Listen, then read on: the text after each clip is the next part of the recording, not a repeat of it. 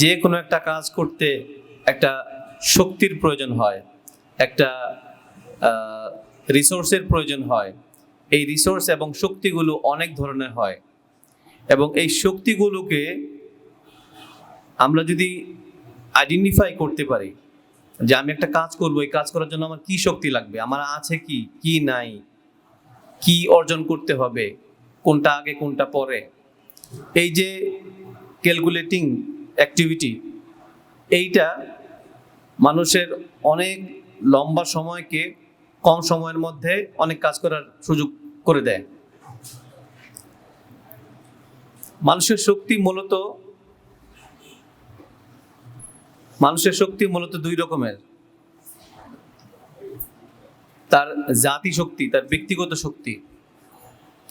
আল্লাহ তাআলার পক্ষ থেকে যেই জন্মের সাথে সাথে যে শক্তিগুলো আল্লাহ তাআলা মানুষকে দেয়, যে রিসোর্সগুলো মানুষকে দেয়, যাকে বলা হয় জন্মগতভাবে প্রাপ্ত, এই রিসোর্সগুলো দেওয়ার ক্ষেত্রে আল্লাহ তাআলা একটা ইউনিফর্মিটি মেনটেন করেন, একটা সিমিলারিটি মেনটেন করেন। হ্যাঁ, কাউকে কাউকে কম বেশি করে একটা স্পেশাল প্রজেক্ট বা পরীক্ষার জন্য এটা করে থাকেন, বাট বৃহত্তরভাবে আল্লাহ তাআলার সুন্নত হচ্ছে প্রত্যেকটা মানুষকে একটা নির্ধারিত শক্তি দিয়ে দুনিয়াতে পাঠান। এখন আমরা দুনিয়াতে আসছি, এখন আমি কি আমার সেই শক্তিটা সম্পর্কে জানি? আল্লাহ তাআলা আমাকে কোন শক্তি দিয়ে পাঠাইছেন?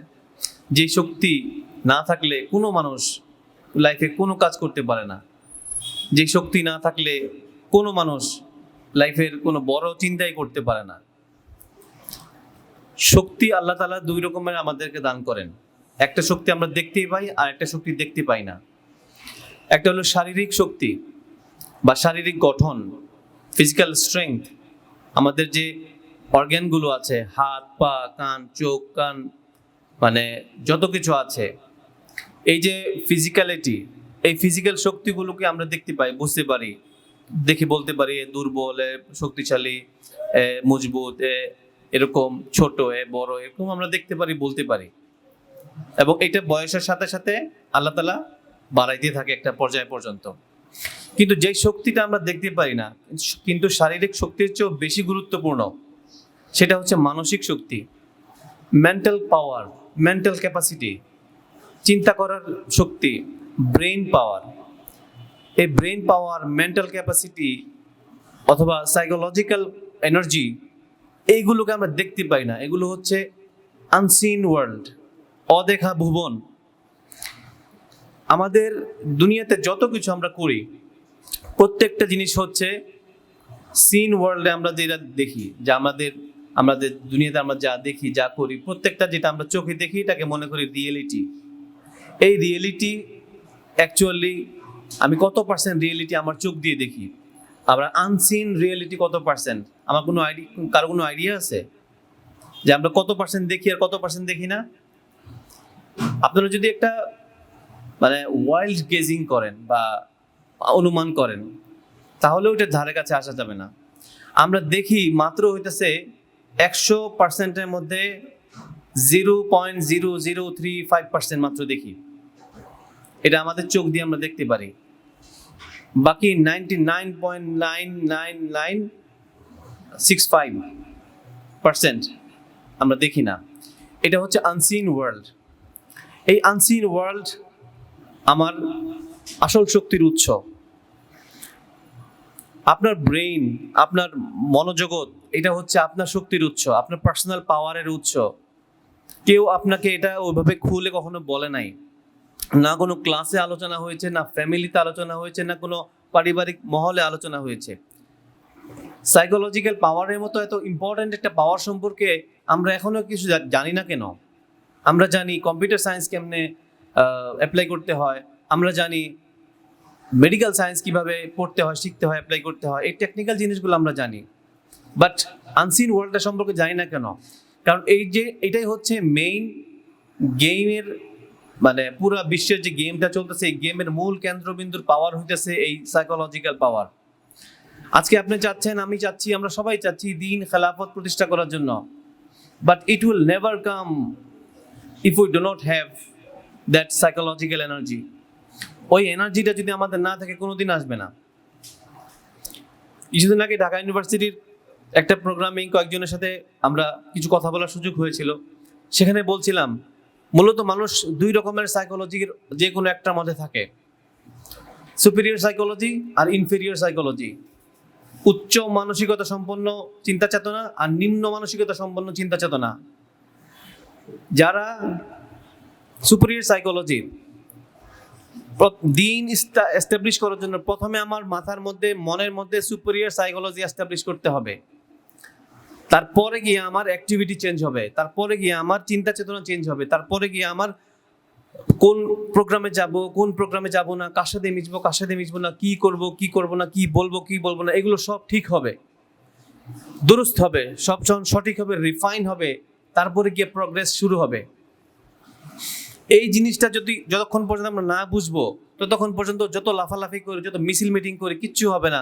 এই জিনিসটা ওই মোরাল বিশ্বগুলো জানে এবং তারা সেটাই প্র্যাকটিস করতেছে, এবং এই জন্যই আমাদেরকে সাইকোলজিক্যাল পাওয়ার যাতে আমরা না পাই, এই জন্য এটা নিয়ে কোনো আলোচনা নাই, এটা নিয়ে কোনো বড় ধরনের ডিসকাশন নাই, এটা নিয়ে কোনো রিসার্চ নাই, এটা নিয়ে কোনো এক্সপেরিমেন্ট নাই। আপনি তখনই সাইকোলজিক্যালি সুপিরিয়র লেভেলে চলে যেতে পারবেন যখন একমাত্র ওয়াহিদানিয়াতের সাথে আপনি আপনার হৃদয়কে, মনকে, ঈমানকে মজবুত করবেন। আল্লাহর একত্ববাদের সাথে যখন আপনি নিজেকে একত্ববাদ সাথে মিলাবেন, আল্লাহ ছাড়া অন্য কোনো পাওয়ার, অন্য কোনো এনার্জি, অন্য কোনো শক্তি, অন্য কোনো রুলস, অন্য কোনো সিস্টেম, কোনো কিছুর সাথেই কোনো কিছুকেই আপনি মানে ভয় পাবেন না, পাত্তা দিবেন না, গুরুত্ব দিবেন না। আমার ক্ষতি হতে পারে, they can kill me but they cannot destroy my ইমান। ওই যে মনের অবস্থা, ওই মনের অবস্থাটাই হচ্ছে সাইকোলজিক্যাল পাওয়ারের অবস্থা। আপনি চিন্তা করেন যে বদরের ময়দানে মাত্র 313 জন কিভাবে 1000 জনের সাথে আর্মি, ফুল রেডি আর্মি, 1000 আর্মির সাথে আনআর্মড 313 জন কিভাবে তারা ফাইট করেছিল। আমরা এটা জানি ইমানি শক্তি, but it is actually the psychological power, মনের শক্তি যেটাকে বলে মেন্টাল ক্যাপাসিটি। ওই মেন্টাল ক্যাপাসিটি কোনোদিন একা একা আসে না উইদাউট আল্লাহ। আল্লাহ ছাড়া কোনো সময় একা একা আসে না। সুপার পাওয়ারের সাথে আপনি যখন কানেক্টেড হবেন তখন আপনি সুপিরিয়র সাইকোলজিতে আসতে পারবেন। খুবই সিম্পল। আর যারা ইনফেরিয়র সাইকোলজি, যারা হীনমন্যতার ভোগে, তারা যে কোনো মানুষকে ভয় পায়, যে কোনো থ্রেটকে ভয় পায়, যে কোনো কিছু করতে ভয় পায়, যে কোনো কমফোর্ট জোন নষ্ট হয়ে যাবে সেটার জন্য ভয় পায়, কোনো কিছু হারাইতে ভয় পায়, তারা সবসময় আঁকড়ে ধরতে চায়, কিন্তু তারা জীবনে সবচেয়ে বেশি লুজার হয়। তারা জানেই না যে তারা লুজার হচ্ছে। খেলাফত আন্দোলনের এই যে প্রোগ্রামের মধ্যে যারা আসছে তাদের মাথায় কিছু একটা আছে, সুপিরিয়র সাইকোলজির এলিমেন্ট আছে বলেই তারা এখানে আসছে। আপনি সুপিরিয়র সাইকোলজির মানুষ আশেপাশে খুব কম দেখবেন, এবং তারা সংখ্যায় সবসময় কম হবে। এই সংখ্যায় যদি কম হয়, এটা দিয়ে মনে করার কোনো কারণ নাই যে আমরা দুর্বল অথবা আমরা সঠিক না। সবসময় মনে রাখবেন, অধিক বন্ধুর চেয়ে কম বন্ধু ভালো, কিন্তু উত্তম বন্ধু ভালো। এই জন্য আমাদের মানসিক অবস্থাকে চাঙ্গা করার জন্য বেশ কয়েকটা কাজ আমাদেরকে করতে হবে। খুব ইন্টারেস্টিং একটা বিষয় শেয়ার করি।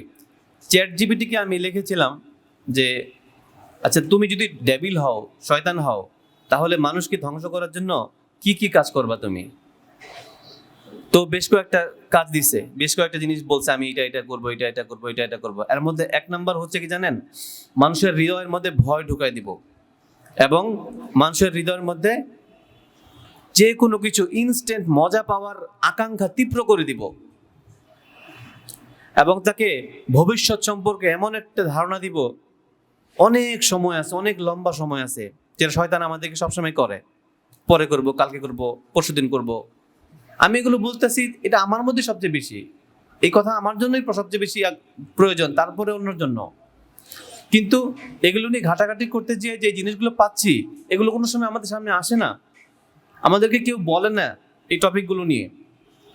আমি ফ্যামিলি কিংডম কনসাল্টিংয়ে সাইকোলজিক্যাল যেই এনার্জিগুলো আছে সেই এনার্জিগুলো কিভাবে আমাদের পারিবারিক জীবন, আমাদের প্রাতিষ্ঠানিক জীবন, আমাদের ক্যারিয়ার, আমাদের ইসলামী জীবন, আমাদের খেলাফত প্রতিষ্ঠার ক্ষেত্রে কিভাবে কাজে লাগবে, এই সমস্ত বিষয়গুলো নিয়ে গবেষণা করা হয় এবং কাউন্সিলিং করা হয়।